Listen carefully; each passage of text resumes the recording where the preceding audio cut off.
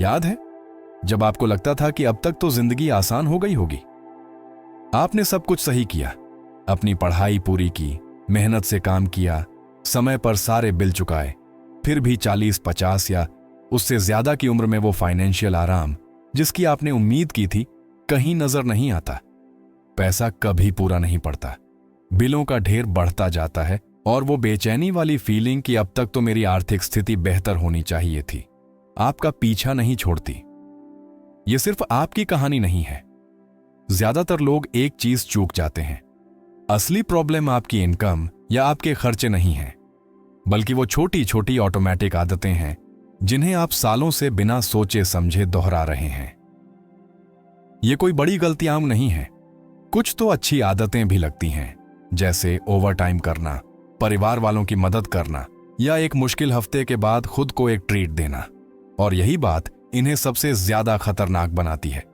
ये समाज में एक्सेप्टेड आदतें हैं जो आपको एक ही गोल चक्कर में फंसाए रखती हैं। अगले कुछ मिनटों में मैं आपको ऐसी 10 छिपी हुई आदतें दिखाऊंगा जो चुपचाप आपकी फाइनेंशियल आजादी को खत्म कर रही हैं। जितनी जल्दी आप पहचान लेंगे कि इनमें से कौन सी आदतें आपकी जिंदगी में एक्टिव हैं, उतनी ही तेजी से आप स्विच पलट पाएंगे और आखिरकार वो सुरक्षा और मन की शांति हासिल करना शुरू कर देंगे जिसके आप हकदार हैं। आदत नंबर 1, खुद को सबसे आखिर में पैसा देना। यह शायद सबसे आम आदत है जो मैं देखता हूं, यहां तक कि आर्थिक रूप से जिम्मेदार लोगों में भी। तरीका बड़ा सीधा लगता है। आपको तनख्वाह मिलती है, आप अपने बिल भरते हैं, जरूरी खर्चे पूरे करते हैं और अगर कुछ बच गया तो उसे बचा लेते हैं। लेकिन प्रॉब्लम यह है कि आखिर में कभी कुछ बचता ही नहीं है और यह कोई इत्तेफाक नहीं है। असल में आप अपने ही पैसों के लिए खुद को लाइन में सबसे पीछे खड़ा कर रहे हैं। सोचिए, आप होम लोन वाली कंपनी को, बिजली कंपनी को, अमेज़न, ज़ोमैटो, स्विगी को पैसा दे रहे हैं और फिर अगर किस्मत अच्छी रही तो आप अपने बारे में सोचते हैं। तब तक पैसा खत्म हो चुका होता है। यही वजह है कि लेंडिंग क्लब के मुताबिक 33% लोग पेचेक टू पेचेक जी रहे हैं, यहां तक कि अच्छी कमाई, अच्छी शिक्षा और ठीक ठाक खर्च करने की आदत वाले लोग भी। अगर आप खुद को आखिर में रखेंगे तो आपके हाथ हमेशा खाली रहेंगे। अब यहां वो मानसिकता है जो सब कुछ बदल देती है। जो बचेगा वो बचाएंगे वाला सिस्टम एक फेल्ड सिस्टम है। बात ज्यादा डिसिप्लिन की नहीं है, बात काम करने का क्रम बदलने की है। जो लोग दौलत बनाते हैं वे इसे अलग तरह से करते हैं। वे आने वाले हर रुपए का पहला हिस्सा, चाहे वो 10%, 15% या सिर्फ 5% ही क्यों ना हो, तुरंत अलग रख देते हैं। वे पहले खुद को पे करते हैं। ये ऑटोमेटिक होता है, इस पर कोई समझौता नहीं होता। ये पैसा सीधे एक अलग सेविंग्स, रिटायरमेंट या इन्वेस्टमेंट अकाउंट में जाता है। ये कमाई में से सबसे पहले निकलता है। फिर और सिर्फ तभी बाकी पैसे का इस्तेमाल बिलों और जिंदगी के खर्चों के लिए होता है। मैं जानता हूं आप क्या सोच रहे हैं, लेकिन मुझे तो हर एक रुपए की जरूरत है सिर्फ गुजारा करने के लिए। मैं आपकी बात समझता हूं, लेकिन आपका दिमाग एक ऐसा काम करता है जो आपको नुकसान पहुंचा रहा है। जब पैसा आपके चेकिंग अकाउंट में पड़ा रहता है तो आपका दिमाग उसे खर्च करने के लिए उपलब्ध मानता है। बाद में बचाने का इंतजार करना अपनी इच्छा शक्ति पर बहुत ज्यादा भरोसा करना है, और इच्छा शक्ति की पुरानी आदतों के सामने कोई औकात नहीं होती।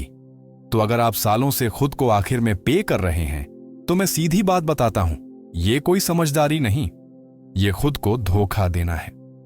आदत नंबर 2, यह मानना कि ज्यादा इनकम सब कुछ ठीक कर देगी। यह बात पहली नजर में बिल्कुल सही लगती है। पैसा कम है, बिल परेशान कर रहे हैं, महीने के अंत में कुछ नहीं बचता। इसका सीधा सा मतलब निकलता है, मुझे और पैसे कमाने की जरूरत है, और हां, कुछ मामलों में इनकम बढ़ाना जरूरी है। लेकिन जो बात आपको कोई नहीं बताता वो ये है, अगर आपकी आदतें वही रहीं तो ज्यादा पैसा कमाने से कुछ नहीं बदलेगा। मैं आपसे कुछ पूछता हूं, जब लोगों की तनख्वाह बढ़ती है तो क्या होता है? वे अपनी कार अपग्रेड कर लेते हैं, बड़े घर में चले जाते हैं, बाहर ज्यादा खाना खाने लगते हैं, एक और स्ट्रीमिंग सर्विस ले लेते हैं, बेहतर कपड़े खरीदते हैं, ज्यादा महंगी छुट्टियों की प्लानिंग करते हैं।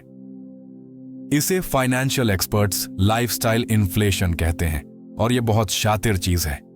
आपको लगता है कि आप एक बेहतर जिंदगी के हकदार हैं, आखिरकार आपने उस रेस के लिए मेहनत की है।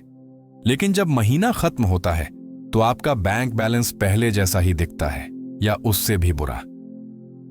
कर्ज और बढ़ जाता है क्योंकि जैसे जैसे आपकी इनकम बढ़ती है आपके खर्चे भी उसके बराबर या उससे ज्यादा बढ़ जाते हैं।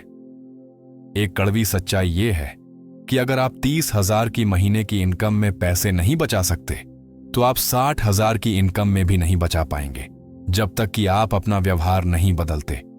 ज्यादा पैसा सिर्फ प्रॉब्लम को और बढ़ा देता है। असली सफलता तब मिलती है जब आप समझते हैं कि दौलत बनाना इस बात पर निर्भर नहीं करता कि आप कितना कमाते हैं, बल्कि इस पर कि आप कितना बचाते हैं। और खर्च से ज्यादा बचाने के लिए आत्म जागरूकता की जरूरत होती है। इसके लिए लगातार लाइफस्टाइल अपग्रेड पर लगाम लगानी पड़ती है। इसका मतलब है अपनी इनकम को अपनी जीवन शैली के जरिए दिखाने के दबाव का विरोध करना। प्यू रिसर्च के एक अध्ययन से पता चला है कि पिछले कुछ दशकों में अमेरिकी मिडिल क्लास सिकुड़ रहा है। इसलिए नहीं कि हर कोई गरीब हो रहा है, बल्कि इसलिए कि कई लोग अपनी इनकम बढ़ाने के साथ साथ अपना कर्ज भी बढ़ा रहे हैं। बेहतर जीवन का मतलब ज्यादा महंगा जीवन बन गया है जिसका फाइनेंशियल सुरक्षा से कोई लेना देना नहीं है। तो मैं आपसे पूछता हूं, पिछली बार कब आपको रेज मिला था और आपने उसके साथ अपना सेविंग्स रेट भी बढ़ाया था? या आपने उस नई इनकम को बस एक ज्यादा महंगी जीवन शैली में खपा दिया? अगर आपको लगता है कि आपका अगला प्रमोशन सब कुछ ठीक कर देगा तो सावधान रहें। शायद आपको ज्यादा पैसे की नहीं बल्कि सही दिशा की जरूरत है। आदत नंबर 3, कर्ज को जिंदगी का हिस्सा मान लेना। आपने लोगों को यह कहते सुना होगा, अरे यार, कर्ज तो सबके ऊपर होता है। आज के जमाने में बिना क्रेडिट के जीना नामुमकिन है। और ये बातें बार बार सुनने के बाद सच लगने लगती हैं। क्रेडिट कार्ड जिंदगी का जरूरी हिस्सा बन जाते हैं। कार की EMI एक नॉर्मल बात लगती है। यहां तक कि छोटे मोटे कर्ज को भी यह कहकर सही ठहराया जाता है, चलो कम से कम मजा तो आया। इससे पहले कि हम कर्ज की आदतों में और गहराई से जाएं, मैं आपसे कुछ पूछना चाहता हूं। ये फाइनेंशियल बातें आपको अब तक कैसी लग रही हैं? कमेंट्स में एक छोटा सा विचार जरूर शेयर करें, जैसे ये तो मेरी ही कहानी है या ये सुनना मेरे लिए जरूरी था। मैं पर्सनली सारे कमेंट्स पढ़ता हूं और आपके फीडबैक से मुझे प्रोबफी HQ मनावर पर ऐसा कंटेंट बनाने में मदद मिलती है जो सच में आपकी मदद करे। चलिए अब आगे बढ़ते हैं कि कर्ज के साथ हमारा रिश्ता हमारी सोच से ज्यादा खतरनाक क्यों हो सकता है। AASL मुद्दा सिर्फ कर्ज होना नहीं है, बल्कि उसके साथ सहज हो जाना है। ये मान लेना कि किसी का पैसा देना एडल्ट लाइफ की एक स्वाभाविक स्थिति है। हर कर्ज एक जैसा नहीं होता। पहले होते हैं स्ट्रेटेजिक डेट्स, यानी सोचे समझे कर्ज, जैसे एक कम ब्याज वाला होम लोन जिसका आपने सावधानी से हिसाब लगाया है। लेकिन फिर आते हैं कंजम्पशन डेट्स, यानी उपभोग के लिए लिए गए कर्ज। ये जरूरी चीजों के लिए नहीं थे, बस ऐसी पेमेंट्स थीं जो उस समय हार्मलेस लगीं। और सबसे खतरनाक ये वो कर्ज हैं जिन्हें बिना किसी एग्जिट स्ट्रैटेजी के लिया गया है। फेडरल रिजर्व के अनुसार 2024 में अमेरिकियों का क्रेडिट कार्ड डेट 1.1 ट्रिलियन को पार कर गया, जिस पर औसत ब्याज दर 22% सालाना से ज्यादा थी। सीधे शब्दों में कहें तो आपके हर 861,000 के कर्ज पर आप सिर्फ ब्याज में हर साल 822,000 से ज्यादा चुका रहे हैं, अक्सर उन चीजों के लिए जिनकी कीमत अब खत्म हो चुकी है या जिन्हें अब आप इस्तेमाल भी नहीं करते। यहां एक दिमाग हिला देने वाली सच्चाई है, आप जितना ज्यादा कर्ज जमा करते हैं उतना ही ज्यादा आप अपना भविष्य बेच रहे होते हैं।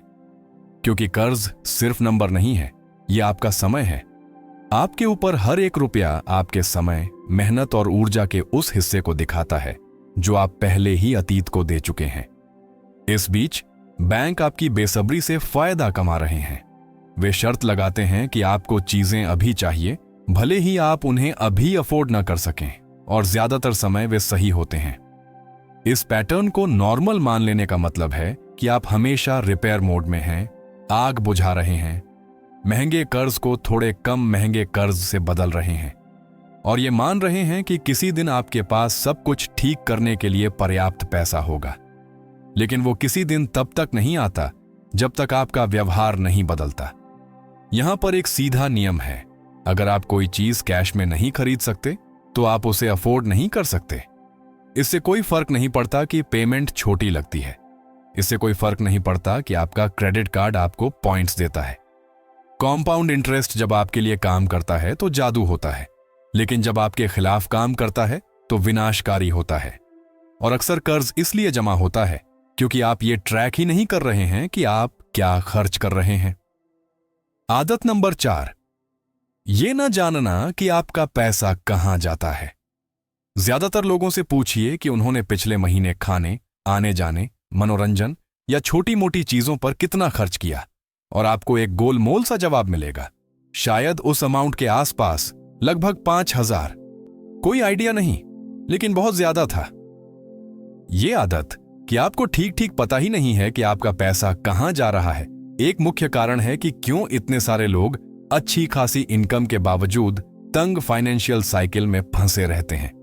ऐसा इसलिए नहीं है कि उनमें बुद्धि या रुचि की कमी है, बल्कि इसलिए कि पैसों का हिसाब किताब रखना, खासकर शुरुआत में, असहज लगता है। अपने स्टेटमेंट्स, क्रेडिट कार्ड बिल्स और इंपल्स बाइज को देखना आपकी गलतियों, फिजूल खर्ची और उन फैसलों को उजागर करता है जिन्हें आप भूल जाना चाहेंगे। तो ज्यादातर लोग क्या करते हैं? वे इससे बचते हैं, वे इसे नजरअंदाज करते हैं। वे अपने दिमाग में या अपने अकाउंट बैलेंस के मोटे मोटे अंदाजे से काम चलाने की कोशिश करते हैं। लेकिन प्रॉब्लम यह है, जो पैसा आप ट्रैक नहीं करते वो आपको कंट्रोल करता है। यह वैसा ही है जैसे बिना वजन की मशीन पर चढ़े या ये जाने कि आप कितनी कैलोरीज खा रहे हैं, वजन कम करने की कोशिश करना। आपको शायद इसका अंदाजा हो, लेकिन असल में आप अंधेरे में हैं, और उस अंधेरे में आप अपनी सोच से ज्यादा खर्च करते हैं, खासकर उन चीजों पर जो छोटी लगती हैं। एक बैंकरेट स्टडी से पता चला कि औसत अमेरिकी इंपल्स बाइज पर सालाना $3,000 से ज्यादा खर्च करता है, जिनमें से कई खर्च एप्स, वेबसाइट्स या रोजमर्रा की छोटी छोटी चीजों जैसे कॉफी, टेक आउट या फ्लैश सेल्स पर होते हैं। ये खर्चे अकेले तो हार्मलेस लगते हैं, लेकिन जुड़कर हर साल हजारों डॉलर उस दिशा में मोड़ देते हैं जहां से वे कर्ज खत्म करने, एक इमरजेंसी फंड बनाने या निवेश करने में इस्तेमाल हो सकते थे। और सबसे बुरी बात, जब आप अपने खर्चों को ट्रैक नहीं करते तो आप नियंत्रण की भावना पूरी तरह खो देते हैं। पैसा तनाव, चिंता और हताशा का स्रोत बन जाता है। आपको लगता है कि आप मेहनत करते जाते हैं, लेकिन कभी आगे नहीं बढ़ पाते। फिर भी आप ठीक ठीक ये नहीं बता पाते कि ऐसा क्यों हो रहा है। अपने खर्चों को ट्रैक करना कोई जेल नहीं है, ये आजादी है।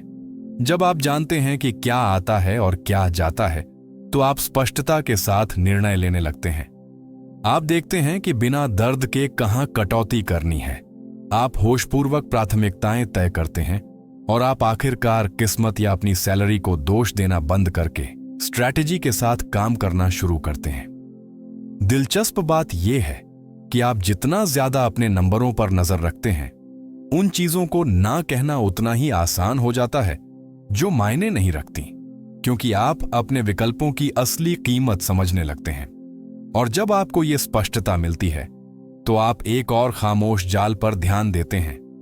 आप एक ऐसे स्टैंडर्ड को बनाए रखने के लिए खर्च करना शुरू कर देते हैं जो आपका है ही नहीं, सिर्फ इसलिए कि आपके आसपास हर कोई बेहतर जिंदगी जीता हुआ लगता है।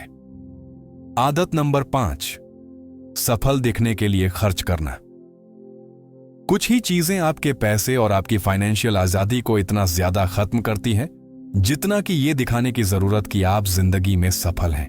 सच्चाई यह है कि बहुत से लोग इसलिए खर्च नहीं करते क्योंकि वे कर सकते हैं, वे इसलिए खर्च करते हैं क्योंकि उन्हें लगता है कि उन्हें करना ही है।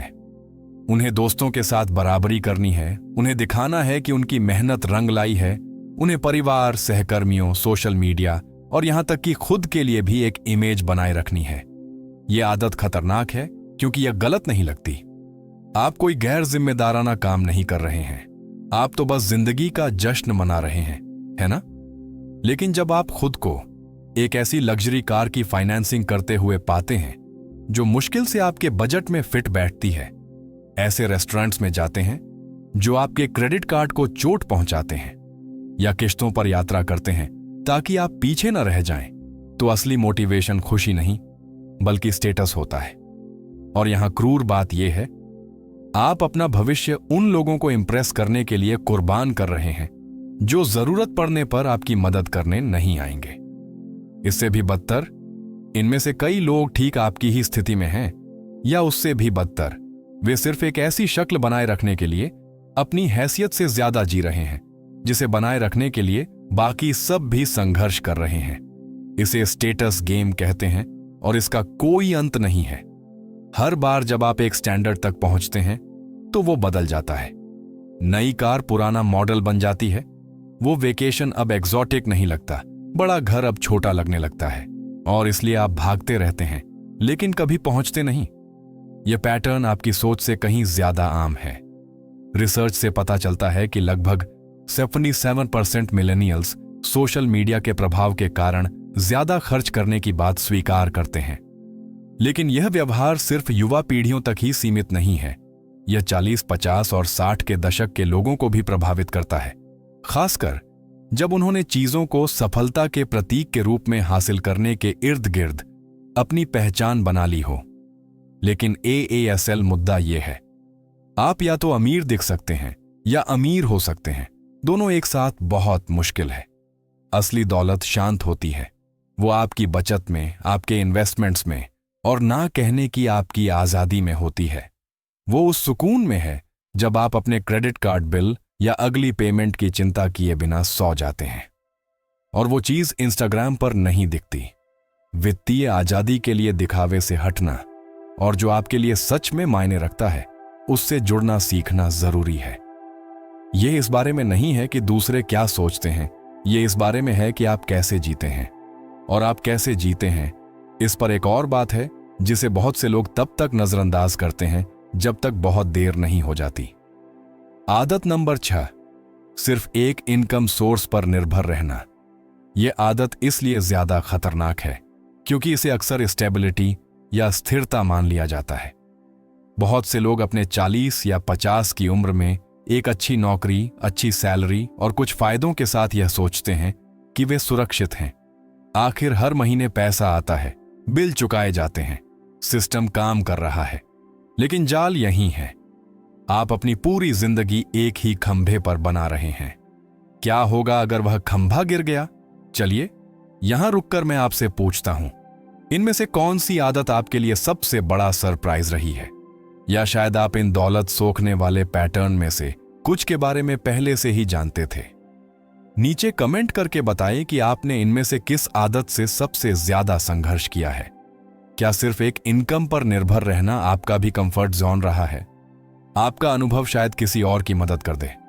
चलिए आगे बढ़ते हैं कि यह सिंगल इनकम की सोच इतनी जोखिम भरी क्यों है।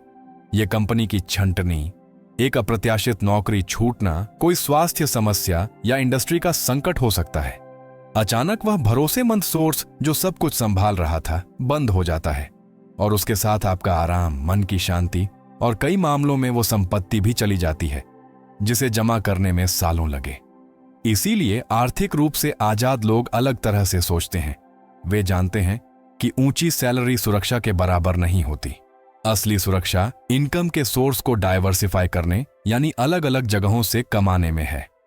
CNBC की एक स्टडी के मुताबिक 85% करोड़पतियों के पास कम से कम 3 इनकम के सोर्स होते हैं, जिसमें निवेश, साइड बिजनेस, किराए की संपत्ति, रॉयल्टी और कंसल्टिंग वर्क शामिल हैं। इसका मतलब 5 नौकरियां करना नहीं है। इसका मतलब है पैसे कमाने के ऐसे तरीके बनाना जो पूरी तरह से आपके समय या स्वास्थ्य पर निर्भर न हो। और सबसे जरूरी बात, आप जितना ज्यादा इनकम के लिए अपनी सीधी मेहनत पर निर्भर रहेंगे, आप उतने ही कमजोर होंगे क्योंकि समय और ऊर्जा सीमित है। कई लोग मानते हैं कि कई इनकम सोर्स बनाना केवल उद्यमियों या समझदार निवेशकों के लिए है, लेकिन यह सच नहीं है। एक ऑनलाइन कोर्स जिसमें आप अपनी प्रोफेशनल विशेषज्ञता साझा करें, एक साधारण किराए की प्रॉपर्टी आपके जुनून के बारे में एक ब्लॉग या एक निवेश जो नियमित डिविडेंड देता हो। चाबी यह है कि इस प्रक्रिया को तब शुरू किया जाए जब आपकी मुख्य आय अभी भी आ रही हो, क्योंकि जब आप पहले से ही वित्तीय दबाव में होते हैं तो विकल्प बनाना बहुत मुश्किल होता है। अब आपके भविष्य की रक्षा की बात करें तो एक ऐसी चीज है जो हम सभी को प्रभावित करती है, लेकिन कुछ ही इसे सच में समझते हैं। टैक्स। यह आपकी जिंदगी का सबसे बड़ा खर्चा है, फिर भी ज्यादातर लोग अनजाने में जरूरत से ज्यादा टैक्स चुकाते हैं। आदत नंबर 7, जरूरत से ज्यादा टैक्स चुकाना। ज्यादातर लोगों के लिए टैक्स एक ऐसी बुराई है जिससे बचा नहीं जा सकता, लेकिन यहां एक सच्चाई है जिसका सामना गंभीरता से करने की जरूरत है। टैक्स ज्यादातर भारतीयों के लिए उनके पूरे जीवन काल का सबसे बड़ा खर्च है। फिर भी बहुत से लोग कभी यह समझने के लिए समय नहीं निकालते कि सिस्टम कैसे काम करता है। अमीर लोग इसलिए कम टैक्स नहीं देते क्योंकि वे सिस्टम को धोखा देते हैं, वे सिस्टम को पढ़ते हैं। वे समझते हैं कि कानून उन लोगों को प्रोत्साहन देता है जो अर्थव्यवस्था को चलाने वाली चीजों में निवेश करते हैं, जैसे retirement accounts, PPF, NPS, real estate या बिजनेस में निवेश करना, हेल्थ सेविंग्स अकाउंट्स का इस्तेमाल करना और विरासत की सही योजना बनाना। यह सब आम नागरिकों के लिए भी उपलब्ध है, लेकिन चूंकि कोई इसे स्कूलों में नहीं सिखाता, लोग इसे अनदेखा कर देते हैं। अब आते हैं अगली आदत पर, जो शायद सबसे अदृश्य है। यह सोचकर निवेश को टालना कि अभी बहुत जल्दी है या समय सही नहीं है। आदत नंबर 8, निवेश के लिए सही समय का इंतजार करना। यह आदत अक्सर ऐसे जुमलों के साथ आती है, जैसे ही मैं यह कर्ज चुका दूंगा मैं शुरू करूंगा, या अभी हालात तंग हैं, अगले साल बेहतर होगा। इरादा अच्छा है, लेकिन समस्या यह है कि यह आदर्श पल कभी नहीं आता। समय ही सबसे बड़ा मल्टीप्लायर है। जल्दी निवेश करना, भले ही छोटी रकम से, चक्रवृद्धि ब्याज को आपके लिए भारी काम करने देता है। मान लीजिए 2 लोग हर महीने एक तय रकम निवेश करते हैं। पहला 40 की उम्र में शुरू करता है और 25 साल तक निवेश करता है। दूसरा 50 की उम्र तक इंतजार करता है और 15 साल के लिए निवेश करता है। भले ही दोनों 65 की उम्र में खत्म करें, 40 की उम्र में शुरू करने वाले व्यक्ति के पास 2 गुने से भी ज्यादा रकम होगी। फर्क रकम का नहीं, समय का है।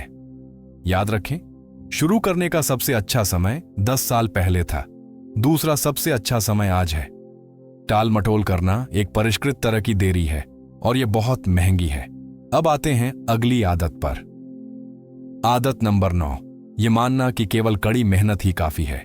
यह शायद लिस्ट की सबसे सम्मानित और साथ ही सबसे धोखेबाज आदत है। आज की अर्थव्यवस्था सिर्फ कड़ी मेहनत करने वालों को नहीं, बल्कि रणनीतिक रूप से यानी स्मार्ट तरीके से काम करने वालों को इनाम देती है।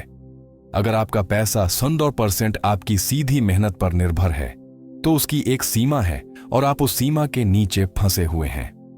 असली दौलत बनाने वाले लोग अपने समय पर पूरी तरह निर्भर हुए बिना आय उत्पन्न करना सीखते हैं।